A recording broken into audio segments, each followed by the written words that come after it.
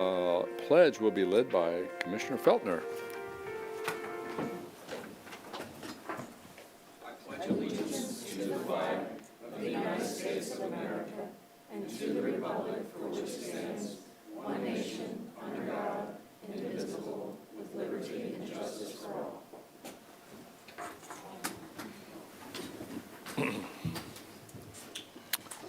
Okay, we will move into the agenda. County Department presentation, C1 budget overview. We do have a public comment section. Is there anyone here that's filled out a card that wishes to speak? Seeing none, we'll move to board discussions. I guess we're doing the board report. I think we're doing the county department presentation budget overviews. Okay, I'm getting ahead of myself. Do we need Yes. to make a motion to have Commissioner Goodson and Delaney with us? I think that would be good. I'd like to make a motion to have Commissioner Delaney and Goodson join us. Second by Feltner. All in favor, say aye. Aye. Carries. I have such great commissioners that keeps me on track here. I don't know what I'd do without you guys. So I got ahead of myself. We'll go straight to budget overview. Okay. Good afternoon, Commissioners. A couple things. What I'm going to do is, it's just me today, doing a little bit on the high level, keeping it a little bit informal, but we're going to talk about, at the last board meeting, you asked what we're going to do in the budget workshop, and I said we're going to talk facilities, and you asked to see infrastructure, but I also want to point out that facilities is infrastructure, so we're going to cover a lot of stuff on infrastructure. Some might be surprising. Just as me, if I talk too much, start waving your arm, or talk too fast, start waving your arms, let me know so I can slow down. We have staff in the room. Folks, if they have a slide related to the department, they're here. So if you have questions, we have the available staff ready for you guys. And then just before we get started, just a couple thank yous to Keith, Jill, and Tad, who been stuck dealing with me for the last week to put everything together. Of course, the budget office and all the departments, because we've been asking them lots of questions, lots of nuggets of information to put this together for you guys. Oh, sorry, it helps if I work the clicker. There we go. So so the topics we're going to talk about the county infrastructure, and there's kind of the subjects we're going to go through. And then, believe it or not, a little bit of insurance funds, some revenue options, and then questions and board discussions and whatever direction you want to go with.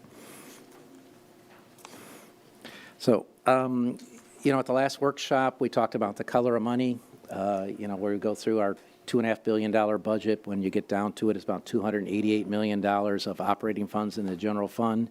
And then last year, to help balance the budget, we went through a number of recommendations to general funds for cuts. So I just want to highlight there so you can see what we reductions is a better word, but what we did not fund in the budget that we would have liked to fund. So there was a number of public works items there. There was quite a bit of facilities management items. We're going to discuss that a little bit. On the next slide is you're going to see the parks and recreation items. And so we have an asterisk there. That was one of our last minute updates because based on your action on Tuesday to restore the parks and recs through the MSTU. So those reductions have been restored, and then you see a couple other reductions. But just want to point this out. This was in the budget message. This is the items that we removed from our recommended budget before we gave it to you so we can fund all the other needs and the priorities that you had. And I don't have it in front of me. I should also point out that when you look at the cuts, we give instructions to the county charter cap is 3% or CPI or whatever's less. So when we talk to the departments, if they have general fund, we don't let them ask for more than 3%. So when you look at the number of the cuts, we've had a number of departments that actually received a little bit less in general fund. IT was one. They received about $70,000 less with network switches. Then there was a number of other departments that didn't even receive up the full 3%. So when you look at this list of items removed requested budget, that was even after we restricted the departments asking what they could ask for. So we went through, a lot of folks took a little bit of a haircut last year to make sure we can balance the budget for you. Along with the public works funding, there's the detention center. We had correctional impact fees. Normally we spend about $3.5 million a year just on various functions of the detention centers, anywhere from repairs to maintenance. We had some impact fees, so we're able to use those for this year. Now, the $3.5 million reoccurring is an issue that we now have to address. And then the road resurfacing, it was kept the same amount of money as last year, but due to inflation and construction costs, so instead of 50 miles, we're going to go down to 40 miles. The reconstruction went from 7.5 to 5. At the board meeting on March 17th, what you did with Parks and Rec, you also restored 1.5 million of that back into the road resurfacing program. So the miles will be a little bit better than 40 now. This is kind of a slide, what we always show. These are cumulative change in the CPI since 2009. I just want to point out, especially for the folks on TV and Zoom, or Teams, you can see the blue line is the consumer price index. That's what we follow along with our cap. And so that's the blue line, but you can see our construction costs and the general municipal cost index is higher than what we've been able to do. And you can't tell it in this slide, but we had 2 or 3, actually we had 3 years over 3%. The cap is CPI or 3%, whatever's the lower. So those couple of the years where we had 8% inflation and another year 6%, we only increased the revenue by 3% those years. So if you have a lot of bad years of inflation, the cap keeps you underneath just even the inflation rate there. What's CPI supposed to be going forward? Does anybody know? Or when do we find that out? This coming budget year is 2.63%. And we just went over some budget guidelines for the departments. They probably don't even know this year, but the guidelines to them will be 2.6% increase, not 3%. Nobody fell over in their chairs, so. Under facilities, I love the chart here. It's just some of the fast facts. There's 154 buildings that facilities is taking care of. There's 2.6 million square feet. They're under direct management of 76 buildings and 1.8 million square feet. You're going to see from a couple departments, they're going to show the different infrastructures they maintain. Our facilities budget is $45 million, and we're having a hard time. Well, actually, we can't keep up with everything with the current budget, to be honest, the way it is. So there's just some fast facts. I like at the bottom, the average building was built in 1971. This building we're in here opened in February. Let's see, when did I come back? February of '91, this building opened up. So this building is 35 years old. So we don't have a lot of young facilities out there. And so the older they get, the more rehab and more repair you have to put together. So this is a list of some of our critical needs, and Public Works was nice to divide it into different areas. I'll kind of read through it. I won't catch everything, but in the north area, we have a couple $1 million. And this is beyond just constitutional needs. I'm going to highlight those, but you have the historical courthouse. We have the Brevard room, which is a community room up there that needs HVAC. The detention center, we're estimating there's at least $6 million of repair there. 4 sprung structure tents. I hope I got it right. That's the tents, but there's called sprung structure. We're working on replacing the fabrics with the sheriff's office on that. In the central area, the county service complex, that's the Merritt Island. For us old folks, still call it the Merritt Island Courthouse. Timothy J. Mills Fire Rescue Center, that's a multi-story building in Rockledge that houses fire rescue and public safety. And then the south area includes Vieira, so, and you'll see some coming up next slide about elevators and HVAC. The Moore Justice Center across the street, we're working on envelope repairs. We're working on buildings down at Sarno. And then we have the Melbourne Courthouse chiller and tower equipment. So we have a lot of immediate needs already that we're trying to find and fund for this next year's budget. Major issues there. I got to tell you, I'm learning a lot from Skip and from Mark, and that's why we have them right here. Skip Bell is your facilities management manager. Mark Bernath is the public works director. I'm going to start on the right side. Is the HVAC. We've been working, last year we completed 8 projects. You're always going to be working on HVAC no matter what you do all throughout. And then we have budgeted, we have another 6 or actually 7 different HVAC projects that we're working on right now. And when I say we have what we have budgeted, that's, we budget what we think the costs are. Costs could be different. You could get in, once you start tearing ceilings apart or walls apart, you find new stuff and floors. So that's what we have budgeted, and that's what we try to accomplish. Elevators, even without Skip's instruction, I learned about elevators can be a pain. We had to do a major reconstruction elevator at the Kathy Swinesburg Library. When that went down, now you have to rebuild it to meet new codes, so all our elevators need to meet new codes.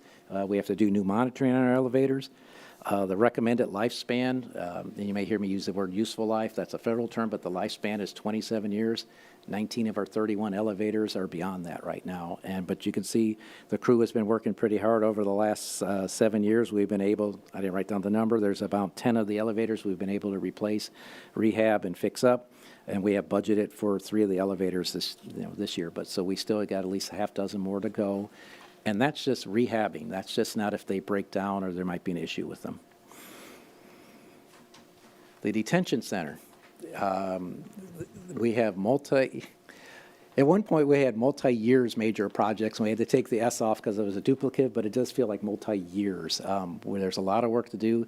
You can see there's a pretty nice overview of the detention center. You can see the older existing building at the center, there's a newer wing on the right, and then if you look at, because we're going to talk a little bit about the pods, you can see the 4 green structures there at the lower right-hand corner. Those are all the different pods. But so over the years, we've been working on plumbing chases. I have a friend who's actually an architect, and, plumbing is different in a detention center, because they can back it up. It's everything. It's not your standard plumbing you find in a building or even a house or a building. So we have a lot of work there. Of course, we're always working on the HVAC replacement. The jail doors, which you just saw at the last board meeting, $2 million there to help finish up their jail doors. Refurbish the showers in there. We got more HVAC fiber cable. Then what we added was, speaking with the sheriff's office, some of the key points. The last expansion of the jail was 2006. And since then, the population has grown by 25%. And the tent structures were somewhere around 2005. That was the last expansion we've done. So the capacity is still running. There's a committee that keeps an eye on it, probably running 80, 90%. But the thing to remember is it's almost impossible to have your jail at 100% capacity, because if you're dealing, if somebody gets sick or you have different things, you may not be able to double up in a cell. You have to move stuff around. So if the capacity is 1,500, that doesn't mean you can have 1,500 inmates every single day in the jail. So the sheriff does a really nice job working with the various county departments to keep that number where we can. I put in there hundreds of work hours annually. Skip and crew do a lot of work. The sheriff department's already in there doing a lot of work. And then, for expansion, a rough number, a new pod might cost $40 million. So, all there once. The committee, can I say something real quick Yep. on that? The committee is the Public Safety Council. Yes. That meets here, and I chair that. And they work collectively with all the stakeholders, if you will, and to keep the jailhouse population at a certain level. Yeah. And so it's a diligent thing that's always ongoing, even making sure that people get to state prison when they need to go, because that's getting them out of our jail and onto state prisons. So something they work on a lot. Yeah, and that group's been pretty successful. Commissioner Altman remembers back when we had to add on, we had a sales tax for the detention center because we had to expand. We had suits to make sure on the capacity, and that committee came out of it, and that's been a big help to keep us at the proper level of population.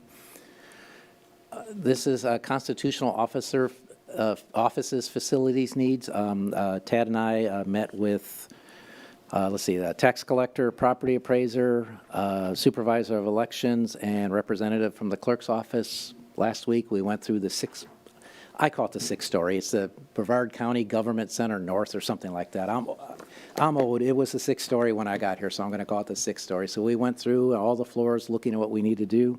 But as you take a look at the HVAC system, there's at least another $2.5 million of repairs.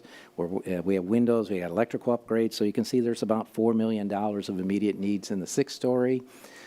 We have reoccurring down at the Sarno complex of about $300,000 a year. Some work, I don't know how familiar you are with the elections office down on John Rhodes. It's a pretty comprehensive building. He's got a lot of functions in and out of there, so we have some work there.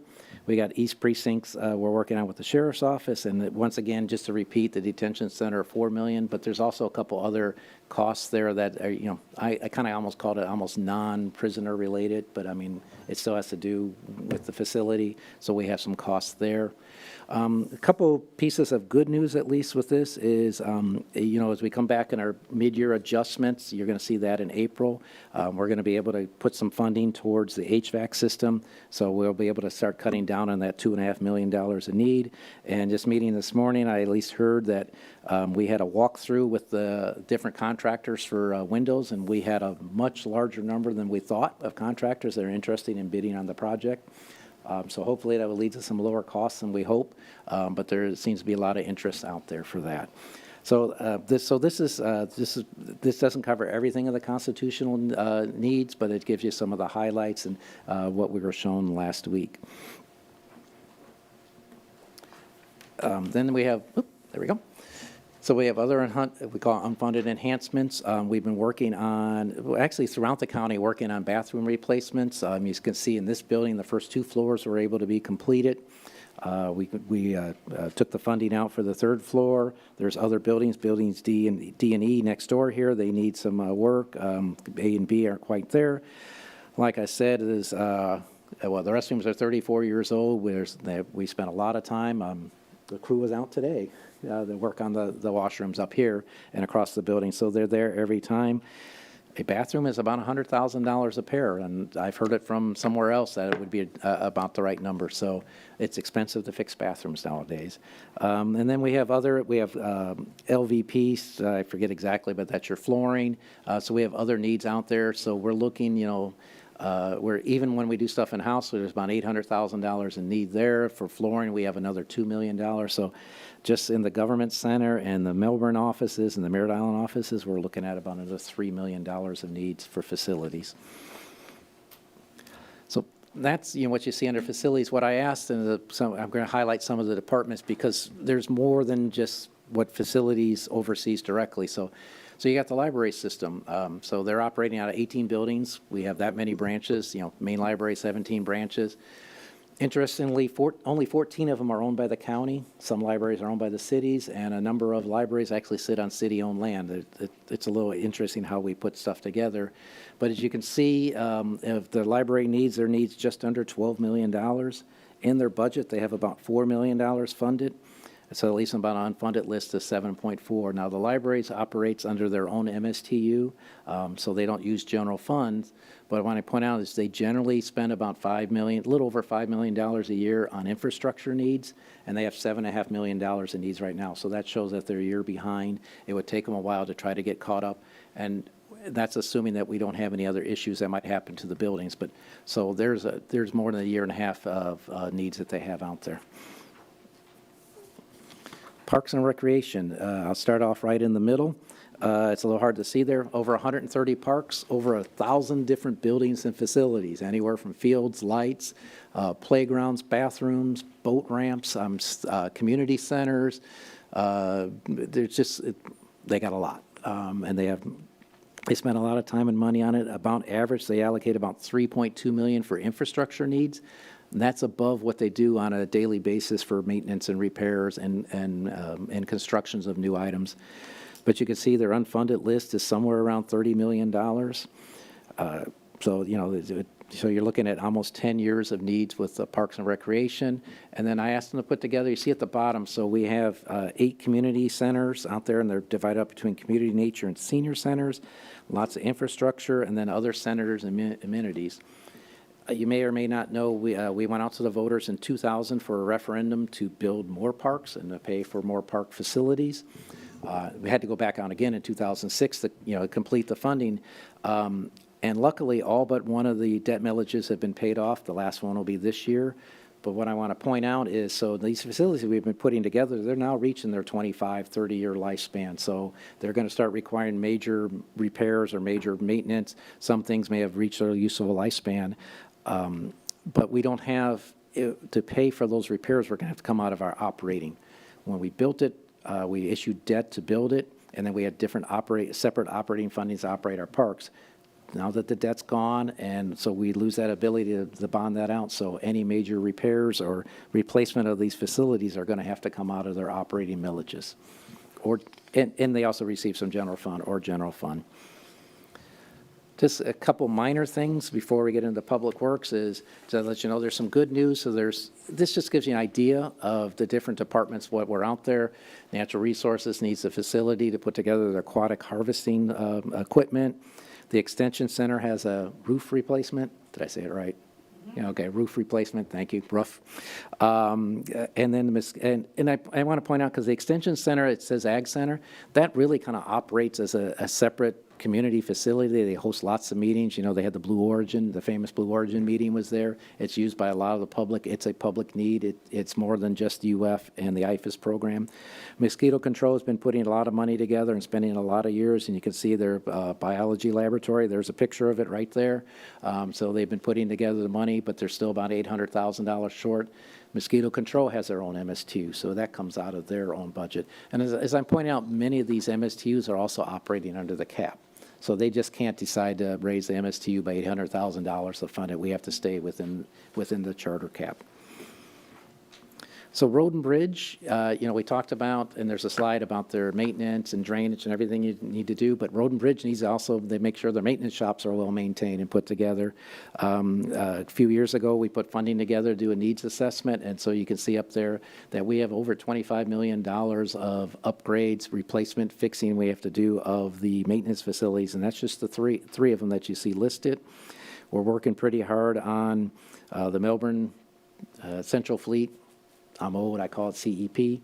When I got here, that's what we called it, but there's a nice picture of it. There's about $40 million in needs. We have $23 million of it funded and are actively working on it right now, but we're still about $17 million short.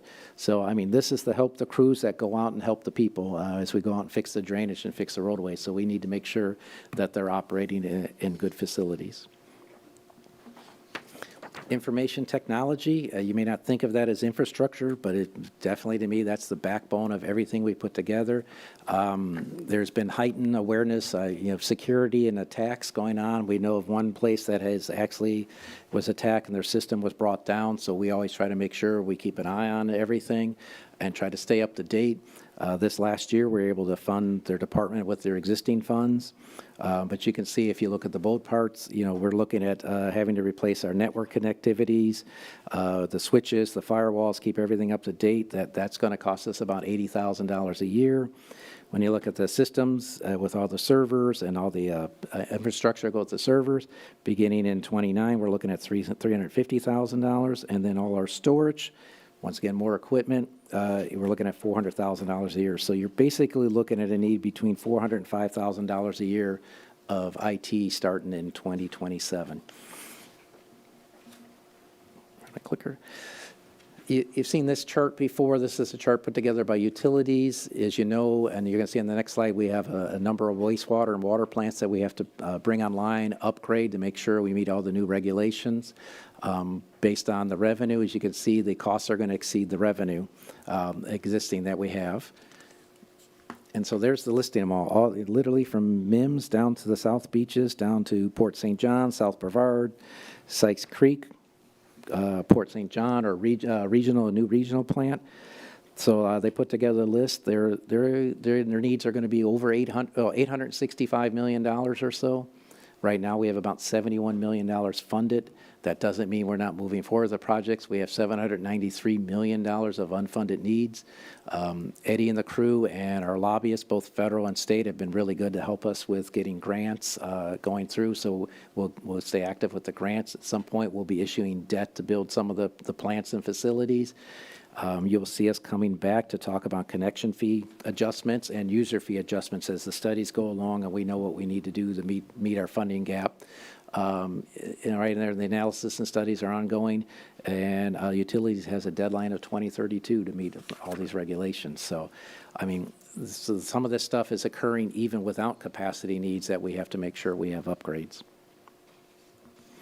Solid waste, I kind of look at the two of them as partners because they're both kind of working similarly. They have to expand their capacity. So the new solid waste facility down on 192, we have the first part funded at about $35 million. Part 2 is still unfunded, but we'll be looking at some kind of debt financing for that. The Titusville Transfer Station is currently under construction. Right now it's funded with bonds and commercial paper. That's what the CP is. That should be completed by July. So that means that's some good news for Tom and his crew.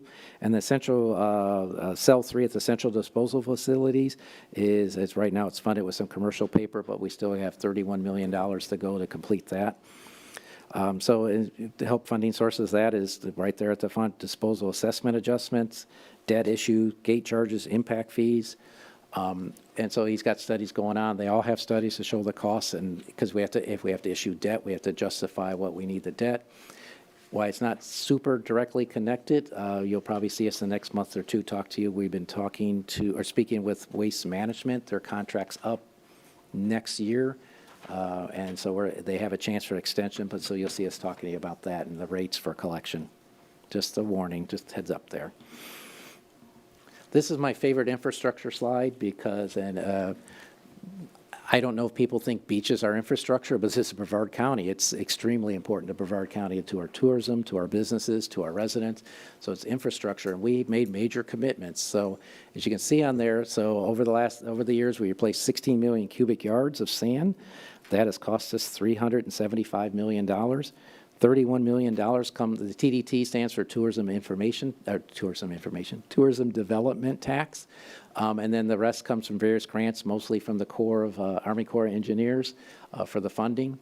We have a commitment or a plan with the Army Corps for the 50 years, and as you see, we're going to spend $600 million.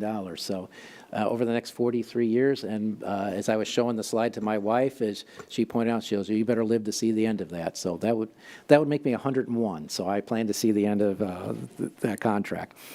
The other one is across the street, or close across the street, is the USSSA facility. We own that. That used to be the spring training site.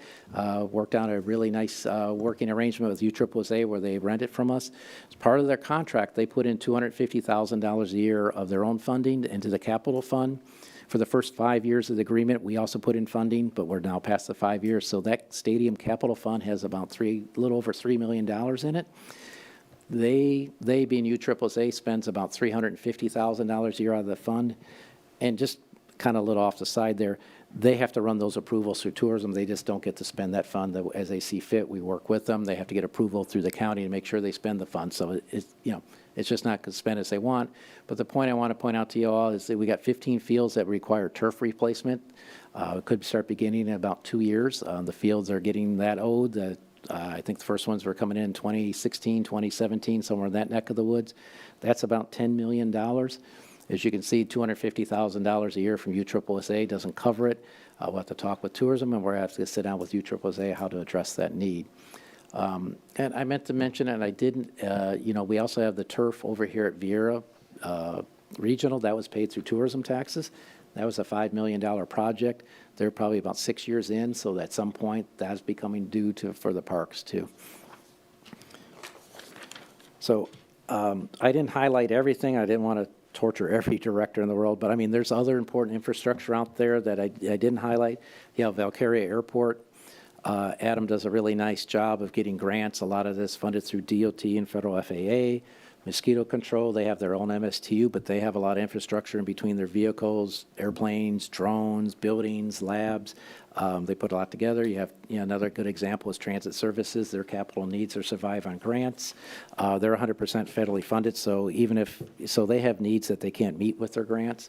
But there's quite a bit of infrastructure out there. And then I want to make sure I bring back to you all, you saw this at the last meeting. Mark did a wonderful job explaining. You guys wanted to know what we need to do about improving our drainage infrastructure. So that's the same slide as you saw before. So you can see the impacts of what we would need to have additional drainage crews where we can get the frequency down between 2 and 3 years to 1 and 2 years. If you want to double the support staff and the drainage crew again, that we can get cleaning each ditch a year. Then he has a number of other projects in here that will help, and you can see it's the funding impact to go with it. Sure. Our last department we're going to speak about is employee benefits and risk management. It's not infrastructure, but at some point I do need to highlight this to you all. If you take a look, the top chart, that is our balance, our fund balance for our employee benefits. That's health and pharmacy. Our claims costs are around about $70 million this past year. It's gone up. The last few years, it's been, low to 60 to 65 million. So this year was a little higher year. So as part of the budget, we are going to rate adjustment at 6% for on employer side. And you can see as an employer, we're paying about $15,000 a year per employee for health insurance. At the bottom part, the bottom chart is our risk management, it's auto liability, property insurance, general liability, and workers' comp.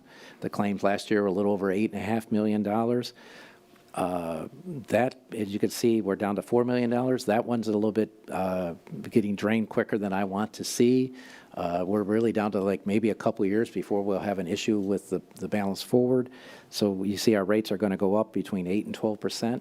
I'm pointing these out for both of you to show you both areas because it's a budgetary need. It's a budgetary impact to everybody, not just us, the constitutional officers that may be in it. There's a couple other outside organizations that joined with us. We'll be looking in 27 for going out for procurement on the health benefit side. We do annual renewals every year in risk management. More wonderful news is the legislature passed to increase the sovereign immunity limits. It's been 200 and 300 forever, probably. I seem to remember that now. They passed the bill, to 350 and 500. Now, it hasn't been signed by the governor.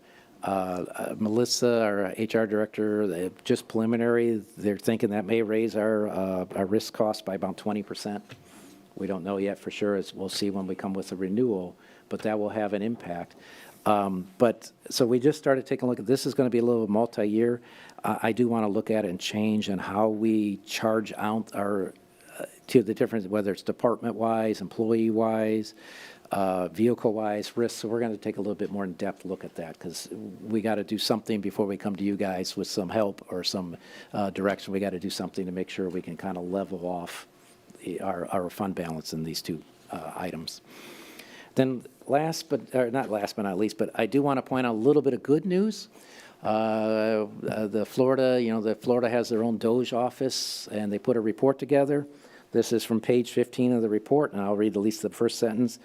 To the credit, Brevard County leaders lowered the countywide millage rate supporting Board of County Commissioners agencies each year during this period, over 20% in total. But if you take a look at that chart, you can see how we've been going down. One other county has gone down every year, which is Pinellas County. Other ones have kept their millage rate stable, down a little bit. One actually went up, Brevard County. But if you look at that chart, and it goes back to fiscal year 21, our fiscal 21 millage rate is actually the highest millage rate we have is fiscal year 21 in this chart. So our highest rate is actually lower than any of the other 9 counties' lowest rates. So I want to put that out. That is commissioner direction. That is staff working to keep the budget balanced, and that's also. But you're seeing a lot of effect of the cap in that. So this is, and you've seen this a number of times before. We had it in the budget message. We talked about it at last year's workshops. I talked about it at the last workshop. There's other different ways to generate some revenue. Public service tax. That is up to 10% on your various utility bills. We don't implement any of it. Every municipality implements it in some form. That could generate somewhere in the neighborhood of $30 million. Under our charter, that requires, even if you guys decide to do it 5-0, that requires that it has to go out to the ballot. The voters have to vote on it. We just can't implement it ourselves. The fuel tax, which you all talked about the last couple board meetings ago, it could generate up about 9 million supermajority vote, or you can put it on a ballot referendum. But that 9 million only gets you the transportation-related expenditures that we highlighted throughout this report. Discretionary surtax, the local government infrastructure. Right now, that's a half penny we have or 0.5% for Sorrel. The charter regional transportation tax is also what they call the discretionary sales surtax, and but that will get you transportation-related expenditures, kind of similar to the gas tax. And then last but not least is the finding a critical need to exceed the charter cap limitations. Under our charter, as I said earlier, we can only increase our revenue from millages by 3% or what the CPI is. I'm double checking to make sure Keith says he wants to make sure I say it correctly. If we go above that, and we have done it twice before that I'm aware of, that takes a supermajority vote by the Board of County Commissioners. You have to put a resolution out. You have to describe what you're doing, describe the costs and the reasoning behind that. So that is also a way to help raise some revenue to meet some of our infrastructure needs. So those have all been shown to you before in the budget message, in last year's budget, and in the workshops. I didn't do too bad, half hour. I thought practice yesterday was 25 minutes. So we're open, as I told you, as we went around the briefings, we were just going to give you a high-level overview, give you some numbers there, and then basically get out of your way for discussion. We have staff here to answer any questions if you have anything specific on some of the numbers, and then we'll do our best and follow whatever direction or information you need. So thank you for listening. One technical question real quick. You said 3% or the CPI. It's the lesser of the two. So again, we agreed it's 2.63, right? Thank you for correcting me, sir. No, Yes, it that's is. okay. So this coming year's cap is 2.63%. Okay. Thank you.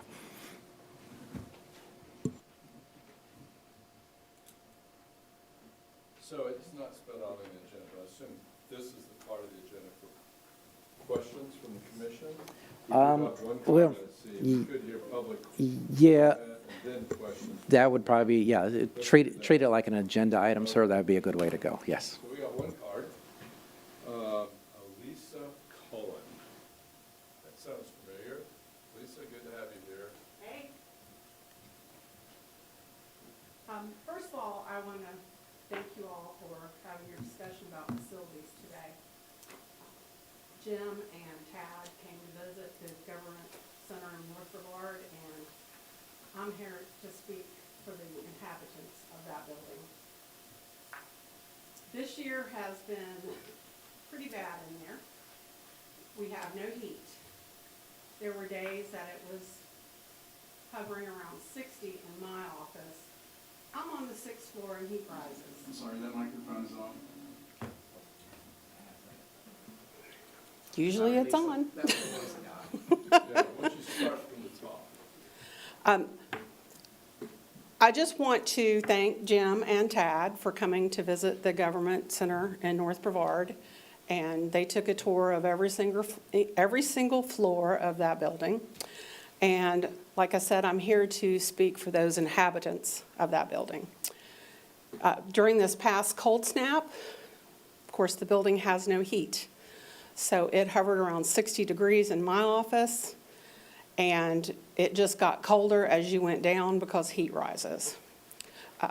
It usually stays around 53 degrees on the bottom floor in the clerk's office. Yeah, it's cold. They work with gloves, and it's just, I don't know how they do it. The HVAC in that building is, I guess Skip would say, way beyond its useful life. There are, the chillers that serve the building are no longer operational, so we have chillers that are setting, portable chillers that are setting outside the building that, thank goodness, are no longer powered by diesel generator. That was another fiasco within itself. The building's windows are not sealed, so therefore the cold and any fumes come right through the building in every regard.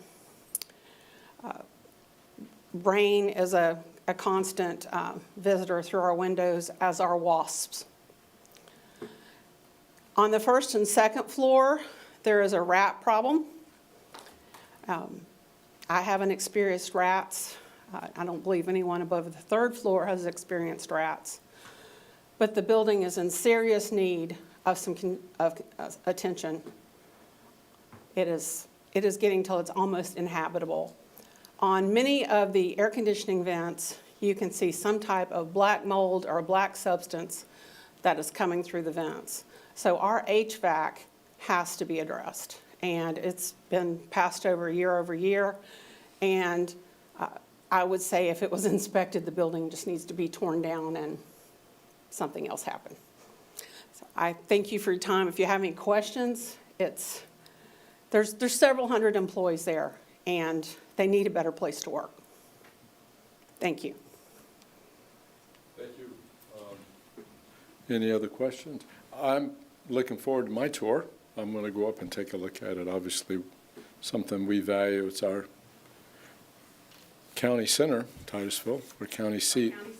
Yep, our county seat. We definitely want to take care of that. Any questions? That was the only card we had. Thank you for being here and sharing that. I have questions. I don't know if the board has any questions. I'll start.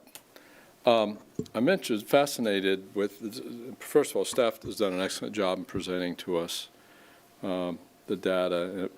Very concise, clear, communicated extremely well in a very, very straightforward and simple way.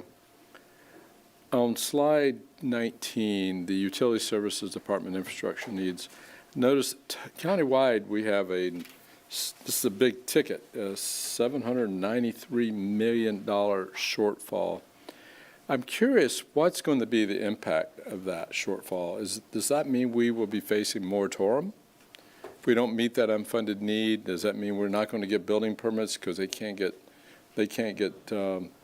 sewer permits? I know we're facing a moratorium in a big part of the campaign in septics, but what is the impact of that? Consent order. Pardon me? It would be a consent order from the state of Florida. What does that mean? Explain that. And probably Morris can explain it more from a legality side, but a consent order is in the state of Florida. It would come from the Department of Environmental Protection through their legal department, notifying us that we are not abiding with state law. So the projects associated on that list, majority of them, if not all, are associated with the Florida statute. So nutrient removal, as we have those conversations, and all of our laws as related to water and wastewater are in Chapter 403. So if you go under Chapter 403, 403.064, 403.085, and I say this because as a director, it's just ingrained and there's subsequent laws coming. It's a notification basically that within those laws, they give you a deadline of when you have to achieve your goal. So if we do not achieve it, legally, we are not following the law, which would then result in a consent order. So let me ask further. So this doesn't mean, if we have an unfunded need, and whatever that may be, capacity in the plant, does that mean we don't have the ability to treat the sewage? Or No, sir. So the question came, Commissioner, that what's occurred in Florida, at least on the wastewater side, is about 2020, 2021, Florida started enacting a bunch of laws increasing the standard of disposal, treatment. If we go back prior, you hear the buzzwords of nutrient reduction. Well, that requires advanced wastewater treatment. That is the expectation, not only the state of Florida, but the EPA expect.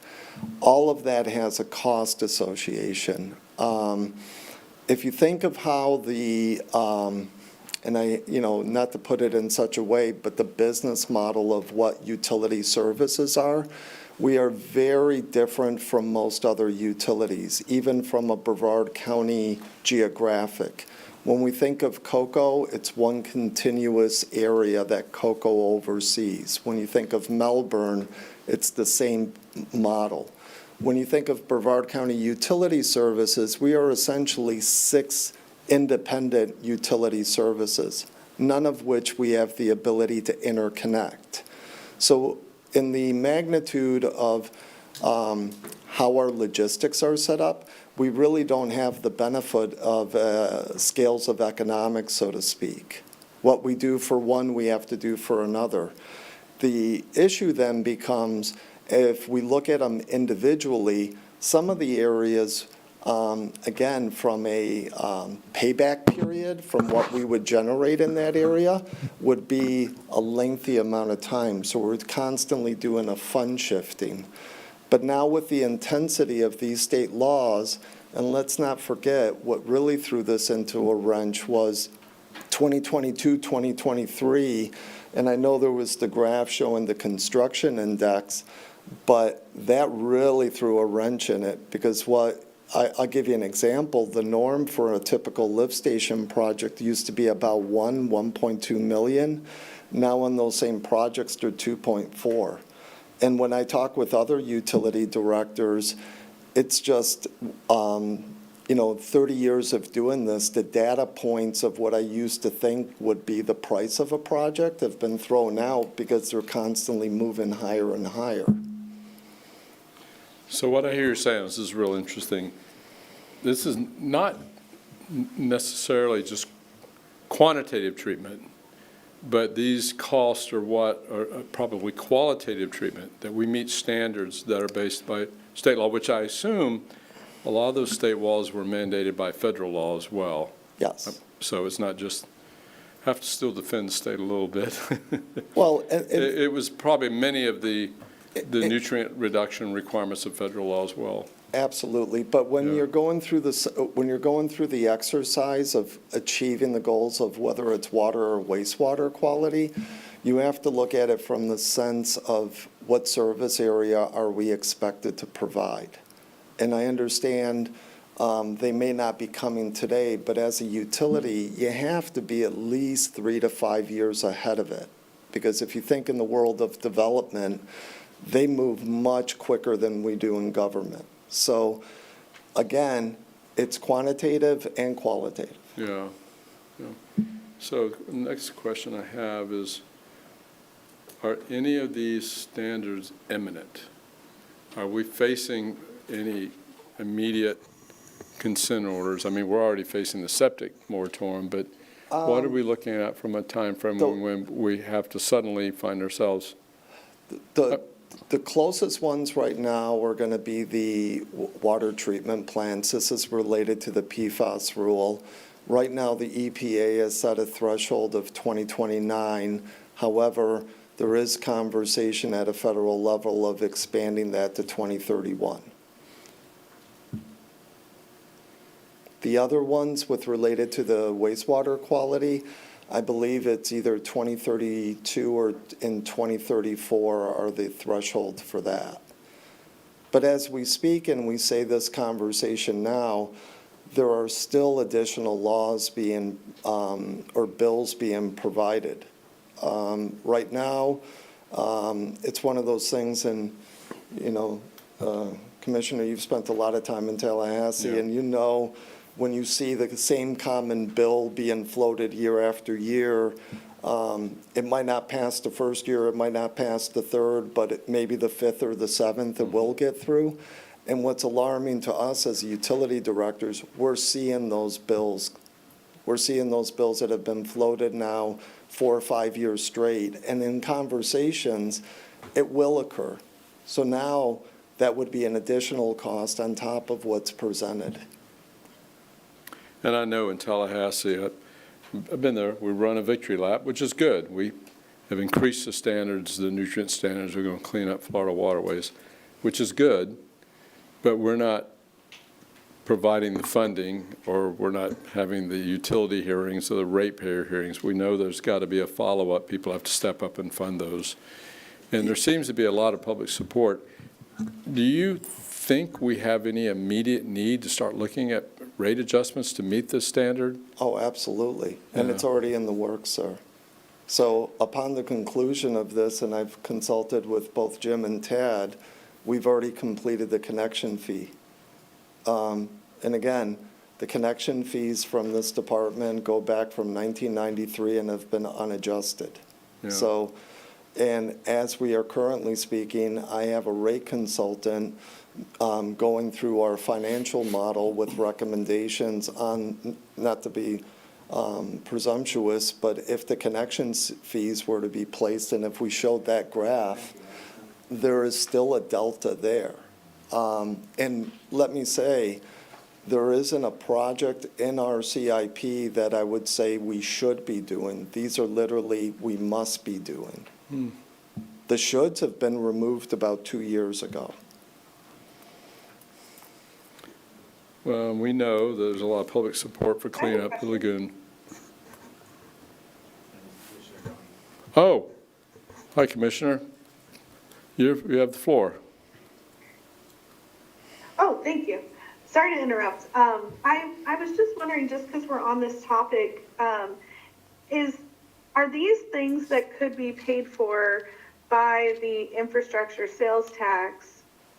And what would that look like? Because when I talked to Morris last, we could still possibly have some time to update the language to include some of this stuff. Morris, did you want to comment? I believe the question is if the board revisited its decision to just renew the Save Our Indian River Lagoon half-cent surtax and instead make it a full penny with provisions for infrastructure, could funds generated by that be spent on these projects? And the answer to that would be yes. Or even keep it at a half cent, but just expand the allowable uses? Potentially, yes. But it would be, even though it would still be Just the wanted to half cent, it throw would that be out there. the equivalent of implementing a new surtax. Well, I'm looking at our half-cent generated last 5 years, right about 500 million. I'm looking at 793 million. So it would not fund it, and that's if you used every penny of it, which means none of that money would be going toward cleaning up the lagoon. It would be providing sewer treatment. That's the challenge with it. Can I ask one technical Yes, thing yes. on that? And if you did, let's say you did the half penny and expand it in that last scenario, half of the funds generated there would then go to the municipal governments. Roughly, yes. It doesn't just stay in Brevard County. Yeah. Right, either by formula or, it would be Interlocal allocated agreements, through whatever. interlocal agreements. But yes, it wouldn't be exclusively to the county. So, And if we sort of revise the existing half cent to expand the uses, we would absolutely be in a position The where we'd be APAGA? renegotiating those agreements with the municipalities. And Commissioner, let me add, because you were mentioning about state funding, so on the next board meeting, you'll be seeing that we're going to be submitting for state revolving fund. And state revolving fund it's a great program. It started in the early 80s. It's associated with water, wastewater. However, due to the demand, the rules have changed. What the rules have changed used to be you could submit for multiple projects. Now they've scaled that back. Now what they've done is they've scaled it back where you can submit on multiple projects, but as an entity, the maximum we can get is 25 million. Now that's pending what their committee decides, excuse me. So, we will be taking, leveraging that because it is a lower interest rate. We always submit every opportunity that FDEP has, and we've been in communication with our lobbyists, both on the state and federal level, to try to see how we can leverage it. As we know, we're doing the effort as it's related with the space industry, and we want to make sure that we're leveraging federal dollars and not county dollars on the infrastructure for that. So we are definitely trying to stay as aware as we can to stretch our dollars as far as we can. I have a lot of questions. can I ask you a Sure, quick sure. one? We're not alone in this, in bringing our wastewater up to the new standard, right? So how do, Statewide. right, so how do other municipal governments, how are they tackling that? Well, they have an advantage because, like I said, and like I say, I feel quite comfortable in that question, and because Commissioner, for 10 years prior to being a utility director, I was an engineering consultant as a VP doing water, wastewater with a variety. The logistics of these utilities are they were able to capitalize on a treatment plant. And there you have the ability to get, the scales of economics in terms of keeping your price down. But as we function, we're essentially 6 independent. So if you think about the nutrient removal, we have 6 wastewater plants. So what an advantage of, whether it's a Melbourne, Cocoa Beach, they're putting their assets all into one asset. We have to do that times 6. And it's not just the nutrient removal. Now it's into the disposal, especially if you're in the Indian River Lagoon. So disposal methods is traditionally a deep injection well. And going back 8 years, if you asked me what a deep injection well cost, it used to be 6 to 8 million was the swag number. Today, we're getting into numbers of 25 and 30. The state now has said, but every 5 years, you have to do a test on that well. And the testing period is about a 5-day period. The state used to allow a period of time where they would allow you to discharge to the Indian River Lagoon during the testing period for the benefit of testing the well. Come 2032, that is no longer allowed. So now that requires a second deep injection well at a cost of around 25, 30 million, so that you have the benefit of when you test one well, you transfer it over so nothing gets discharged to the lagoon. These are the challenges that we have, is not allow reuse to be a primary disposal. They consider that a secondary. The reason being is it's considered a secondary because we have no control of the homeowners shutting off their irrigation pumps. Right now, today, we are producing more reuse than demand. So if you can imagine, we have the wetlands that we're familiar with. By permit, that is our primary disposal. Why? Because we control it. So the DEP doesn't give you an option. If you decide to go full reuse, you don't need to do a deep injection well. They don't consider that an option. That's interesting on the demand situation, because we know when it gets dry here that there's pretty heavy demand on reuse, at least in this part of the So county. it's cooler weather right Yeah. now, but I'll guarantee you in about a month or two, it'll be flipped. When it rains more, maybe. Okay. All right, sir. What are we looking at to fix this problem? We see the gross amount, the number, but what are we looking as far as potential rates and adjustment of rates? Is it significant? So for connection fees right now, just to give you a sneak preview, the sanitary or the sewer connection rates would double. And the. What are they? Commissioner, I will, if this is a pop quiz, I hope I score a passing grade. I think right now it's 2,300, 2,400, or they're going to go up to 48. The water, because we have less water, but it's a calculation, and again, I'd be thrilled to discuss this one-on-one on how the calculation was formed. It's going from 1,700 to, I believe, 5,000 per ERC. And how about the monthly rates? What? Monthly rates are still being worked on, sir. So we don't have those numbers yet? I anticipate in the next 2 to 3 months we will. Okay. The other, gosh, this is, I assume we have a lot of the ratepayers that are using Brevard County Sewer are in cities. This is not a jurisdictional thing, especially with the cities doing the large annexations. So this is not a county-city thing. A lot of our ratepayers are in the cities. Am I correct? So when we talk about ratepayers and incorporated, the beaches come to mind. This is where we have Satellite Beach, Indian Harbor, and whatnot. The only areas like what we call South Central that we reside in, Palm Shores, but the rest of it is really the Sun Tree Riviera area.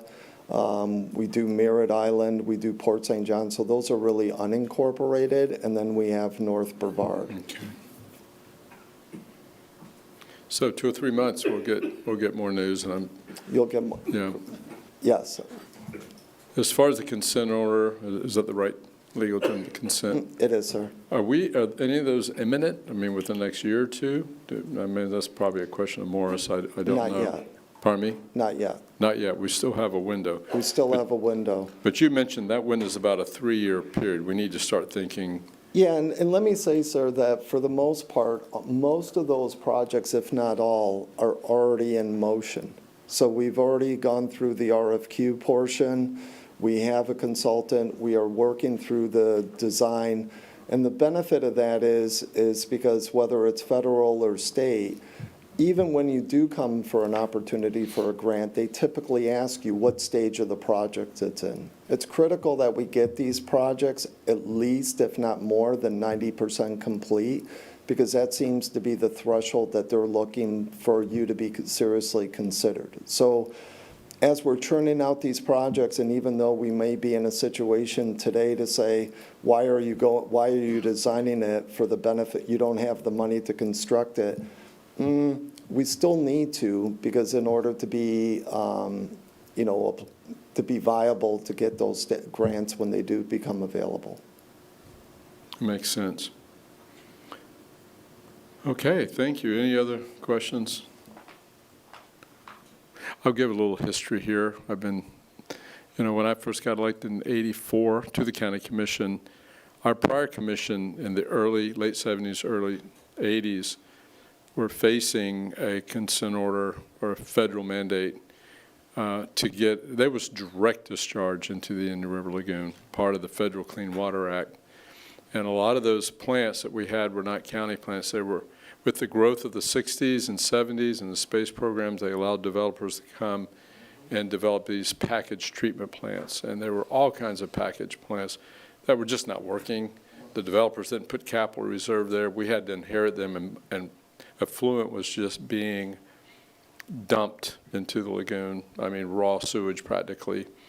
So it was a lot of courage. Our commission stepped forward, and as in so many things, they'll probably never get the due credit, but the commission of the early 80s, late 70s, really had a great solid waste director, a wastewater director, which, as we do now, great staff, a lot of capability. But they had a gun, a federal gun pointed at their head, but they stepped up and had to do a rate adjustment.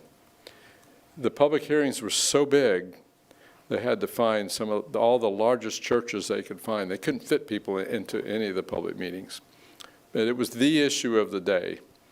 And, but they laid the groundwork for so much of what has got us to this point now, our prosperity that we have now, and has been based on what they did. And it sounds like history does repeat itself. We're going to be faced with some challenges here, and I appreciate it. The good news, it sounds like we have a little bit of lead time, but what I'm trying to get at is where are our decision points? Do we have a set of benchmarks that we need to act and react? And I hope that, I know the staff gives us, though, that we don't catch ourselves in a situation where we haven't really thought ahead and addressed those. So I appreciate you bringing these numbers up. It was real interesting. Any other questions on the presentations? Okay, well, that's great.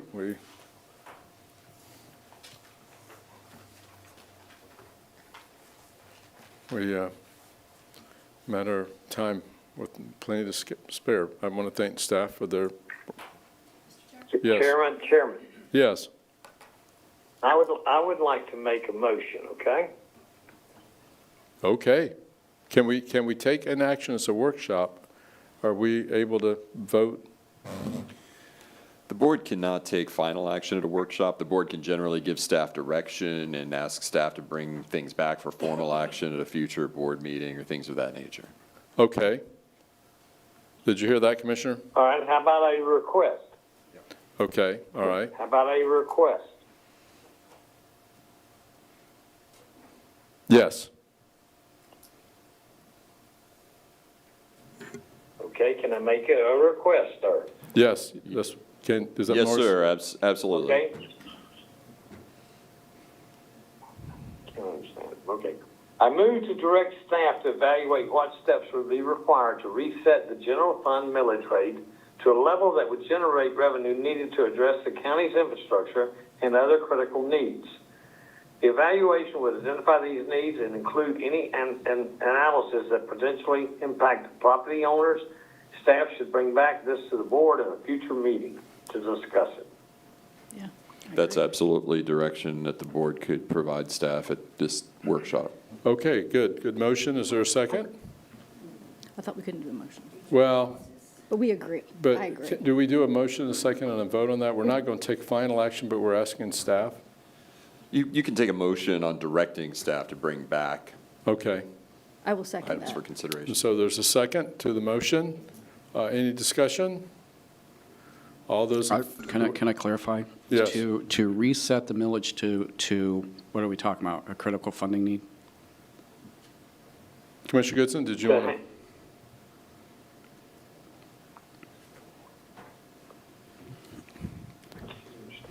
Commissioner, you want to respond to that It question? would be to reset it would be to reset the millage to handle the critical needs. Okay, is that to exceed the charter cap? I don't think, That's, I'm hearing to establish, I'm hearing that it's direction for staff to do an evaluation and analysis of where the millage would need to be reset in order to fund critical needs, and then the commissioner listed off Yeah. things to be included in that analysis. Yeah, yeah. With Morris, the way I'm hearing and understanding, address the critical needs, we come back with categories or a list of critical needs for y'all and what the cost would be, what the millage would be to generate the revenue to offset the cost. Okay, and also to clarify, we're not voting even for a tentative millage until July. Correct. So, you can decide that, at the end of June for July meeting, or you can give direction today to, to start preparing those things, but ultimately, we're not voting for any of that until July. That's correct. This wouldn't be action today. This would be just direction. Otherwise, staff will prepare a budget that is within the limits set forth in the charter. So we're going to have two budgets prepared for us. We're going to have staff is going to go in the direction of, if you don't get a critical funding need, this is what fits within the charter cap. And if you do get a critical funding need from the board, then this is the budget. Is that? My understanding of the request was that we would be coming back to the board with an evaluation of what those critical needs are and what that millage would need to be set at. So I think we would try to do that before we brought the proposed budget to the board in July and get additional direction at that time. And Mr. Chair, I apologize, I screwed up a little bit. You all asked for a third workshop. I mean, that's what we can target it, bring it back for. And we had penciled in, we haven't put anything on the calendar to ask you officially, but we could have a third budget workshop after the second meeting in April. The same day, you have your board meeting, finish, hopefully around noonish, come up here at 1 o'clock. And I believe that's April 21st, is that Tuesday? Yeah, thanks. would that give you time to meet the motion? Yeah, because we'll have to sit down with the county attorney's office and the budget office.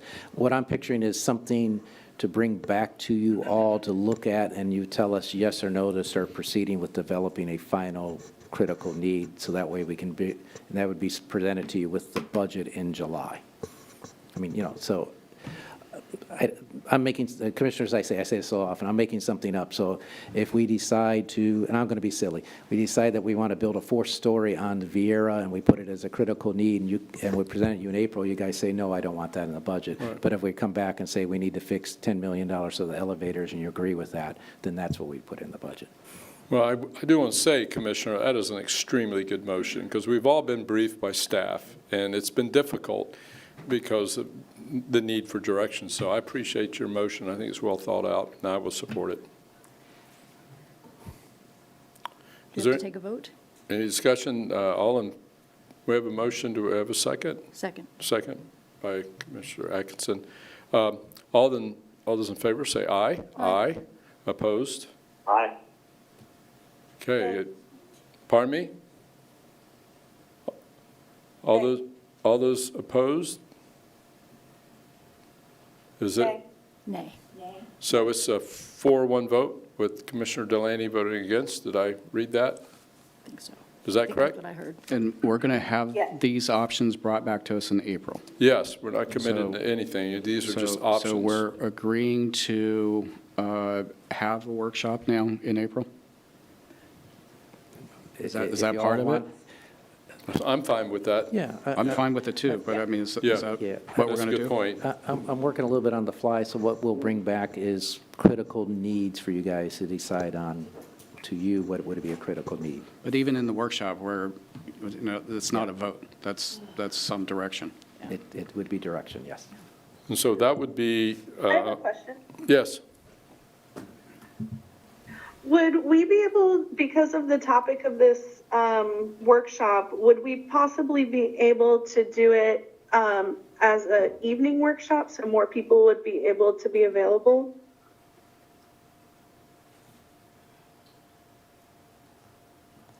As far as the public goes. Well, I don't know if this is intended to be a public hearing, like a public hearing on the budget. This is a workshop. If we're calling this a workshop, we wouldn't be able to take a final action. Yeah, it would be a workshop, 'cause like I said, I'm doing a little on the fly for you, Mr. Chair, but that we'd present you a number of items that you could take a look at, and then you would give us direction, and then we'd go and develop the final resolution or whatever for critical need and present that as when we present you a budget in July. And we were talking about the second regular meeting, so that's a morning meeting, so if we, 21st. right? Yeah. So if it were following that, I mean, I think just sort of naturally, 1 or 2 o'clock, I think that by makes virtue sense. that we're all here. Right, it's a normal meeting at 9 a.m. We have that meeting, maybe a lunch break and come back, probably Yeah. run. Like you said, I agree with that. I don't think we could, I wouldn't support doing it at night. I think that would be a hardship. Yeah. And we're not going to take a formal action. It's a workshop. It's time for us to consider. Okay, Mr. yes. Chair, one more thing. I wanted to discuss the email that I sent out on Tuesday evening, if we have the opportunity to do that. Absolutely. So we voted on the workshop. Thank you, Commissioner Goodson. And I do have a procedural question Oh, on sure, that. yeah. So would we advertise that as a part of the regular meeting that we'd phase into, or do we need a time certain to the workshop? Yeah, I would call it a workshop, agenda your regular meeting and then come in as a workshop, Okay, so if That makes sense. yeah. if we end up early, we can come in here earlier on the workshop. Okay. Yes, Commissioner Atkinson. Thank you. So probably everyone in here saw the email that I sent out on Tuesday evening. I wanted to explain it a little bit to my fellow commissioners, but also to staff. So last year, being new, I felt like I was drinking from a water hose, right, trying to understand this budget. I don't feel like I had a whole lot of input in it, to be perfectly honest with you. So staff did what staff does, which is make it balanced, because we have to. I feel like I want to participate a little bit more in that this year, to the best of my ability anyway. So my office just went through and looked at some non-essential county services. All of these services matter to someone, multiple someones. They matter to me. But I think it's important that we look at what we can, because we're not talking about cutting the fat, right? That's we're talking about service cuts here. Because the only way to balance the budget is either to bring in more money or cut stuff. So this is here because I wanted the commissioners just to have a look at some of the things that maybe we don't have to do.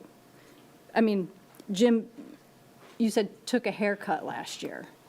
Commissioner, you said facing challenges. All of that is lovely language for we're in trouble here. You know, we all have a budget at home that we try to balance, doing different things. So while some of them seem mean, it's a couple comments I've heard, yeah, these ones hurt. What I was hoping is that maybe we don't discuss it right now, but it encourages us to go to staff and say, hey, is this foolish thing that Kim brought up possible? Or do I like it or don't I like it?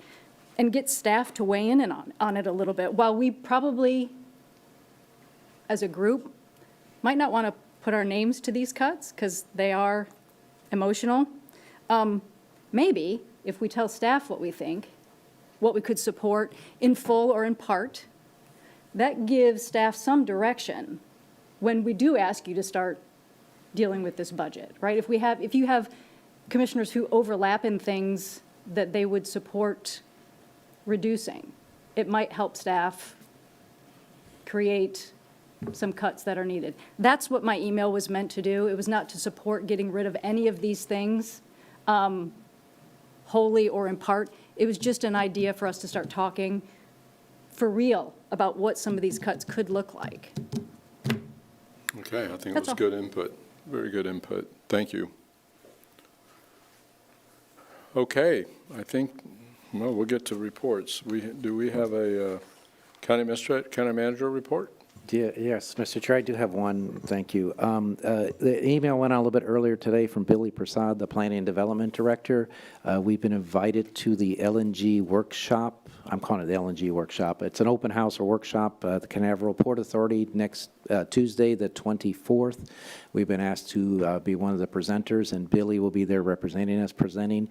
And you'll see the slides, they were sent to you, and the slides were emphasizing the process it would take if an LNG plant was built on the county, if that became county land. I just want to point out, it is not county land right now, it is port land. If somehow the port decided to sell it to the folks to build an LNG plant, there's a long process they would have to go to get it permitted or allowed in the county. Billy is going to explain that, and part of the process is explain to the citizens that there will be a number of chances for the citizens to speak up or have public input if that plant happened to be proposed in county land. So I just wanted to, since we just worked on it, I had the chance to discuss it in public. I just want to make sure it's out there. So I'm sure Billy would be a very nice job representing us and explaining the process. So I have a question on that. So I assume what that means is if that transfer were to become reality and becomes county land, and they wanted to put an LNG plant, they would have to do things like comp plan amendments, zoning requests. Is that kind of what we're? Yes, sir. They would have to do a comp plan amendment, they'd have to do zoning, and they would have to go through the site plan process and meet our code. And the comprehensive plan amendment wouldn't be just a future land use map amendment, they would also require a text amendment to the comp plan. Okay, It would not be an easy process. yeah.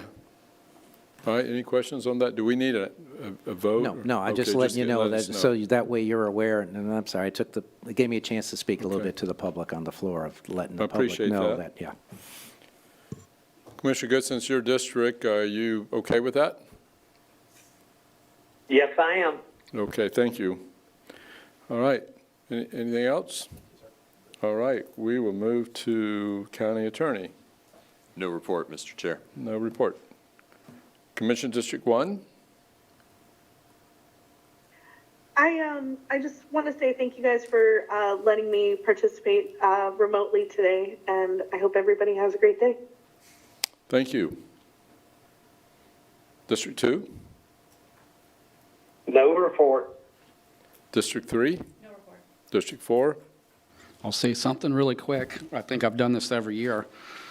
Brevard Zoo ranked as 5th best zoo in the nation in the USA Today 10 Best Readers' Choice Awards. So congratulations to our zoo. It's a beautiful time of the year. If you get the chance, get out and see the animals.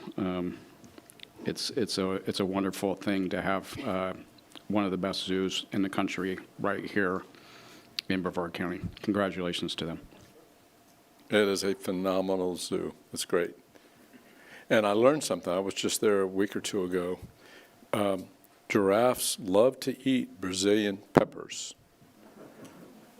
I mean, they love it. I watched them. And they devour them. Yeah, I mean, do we need to introduce giraffes into Brevard's native habitat? Yeah. Thank you, Commissioner. I have no report. So I think. What's that? Oh, my gosh, District 3, I'm sorry. I don't have any report, though. No report, okay. How did I do that? I'm so sorry. Okay, I have no report. I think that concludes our business. If no objection, we will adjourn the meeting. Thank you. The opinions expressed by any member of the public during any period of public comment do not necessarily reflect the views or opinions of the Board of County Commissioners of Brevard County, Florida, Space Coast Government Television, or the program sponsor, and are solely those of the presenter. The Board of County Commissioners of Brevard County, Florida, Space Coast Government Television, and the program sponsor hereby expressly disclaim any and all responsibility or liability for any defamatory or slanderous statements expressed by any member of the public during any such period.